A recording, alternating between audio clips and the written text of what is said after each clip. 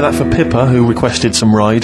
That's from a new compilation called Waves, and it's the BBC recordings that Ride made during the 90s, and I think that was originally recorded for BBC Radio 1. That's a good station. Radio bloody 1. good station. That's a good station if they're interested. Radio 1. So one of the... I think they pay quite well as well. Well, I enjoyed working for them. I know we used to work for them for a period of time. Until we got fired for slagging off... Simon Mayo. I think it was Simon Mayo. Yeah. Do you remember that? I can't quite remember it. Well, we used to do this thing, Marion Hobbs at night, and we were getting a bit busy, and so we were constantly handing in shoddier and shoddier work. Right, we used to hand it like that and hand it to them. A theme there. A theme, I know, yeah. And to the point where they kept going, oh, like every other week they go, we couldn't put it out. Why? Well, because it was the most offensive, or it was inaudible, or it was twaddle, or you didn't record it. You know, there was things like that. Yeah.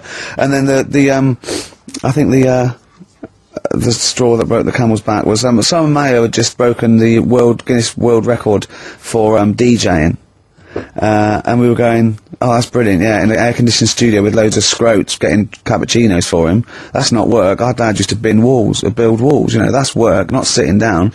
If he wants to break a record for work, and we went off on things like, I know...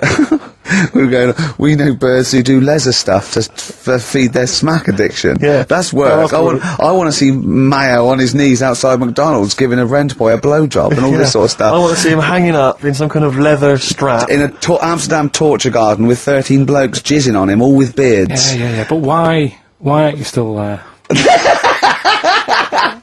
Oh dear. Happy days. I think the producer at the time said, we can't. I said, why not? He went, I said, we're not saying he did it, we're saying we'd like to see him do it. Yeah. Right? And she went, oh, he's a Christian. All the more reason. Well, we were talking earlier about friends. You say you don't like making new friends, do you? You're kind of repulsed by the idea of new friends because it's too much responsibility. They might phone you up, they might ask you for a favour, they might need a shoulder to cry on. You don't want any of that responsibility, any of that concern. But I'll tell you what's worse than making new friends is when old acquaintances come out of the past. Oh, pop up. It really unnerves me because I'm constantly bumping into people who I just don't recognise.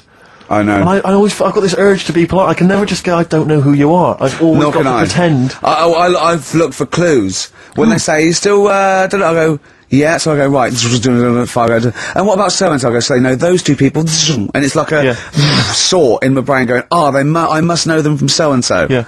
Well, I went back to Bristol once, and I remember walking to the bus stop, and seeing someone I recognised from school and walking all the way to the next bus stop just so I didn't have to stand there and make conversation because I just thought I've got nothing. Well, it's the conversation. I didn't know you then. If you're yeah. What can we talk about? We've got nothing in common except the fact that we went to the same school. I was on a train station platform fairly recently, and the guy comes in and he goes, "Oh, Steve, how's it going, mate?" And I looked at him, stony faced. I had no idea it was. But of course, I like to go, "Good, mate, good. How are you?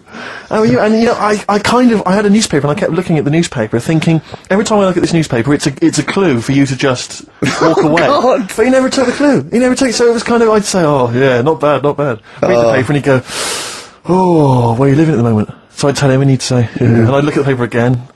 "Oh, do you still know, But that's the way, when you know they are, it's just as bad, because they go, oh, we should have a drink sometime, and you want to go, I'll be honest, look, if I'd wanted to get in touch with you, I had loads of opportunities. Exactly. I've had every day, from now right back to the last 15 years, I could have made contact. I didn't. Exactly. It's easy.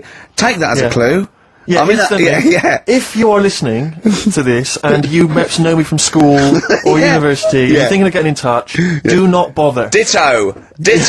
I do not need your friends. You've got enough friends. Better ones. Better friends. I've got a number of better friends that I prefer. The reason I've not kept in touch is because I don't really like you. You've moved onwards and upwards. Moved on. I know people now, the likes of which have won major awards on television. Ricky Gervais, to name but one. He's happy. See, he's sat right here next to me now. That's all the friendship a man needs. If you have won 4 BAFTAs, then give me a bell. If you have not, kindly stay in your little underneath your particular rock, because we're not interested.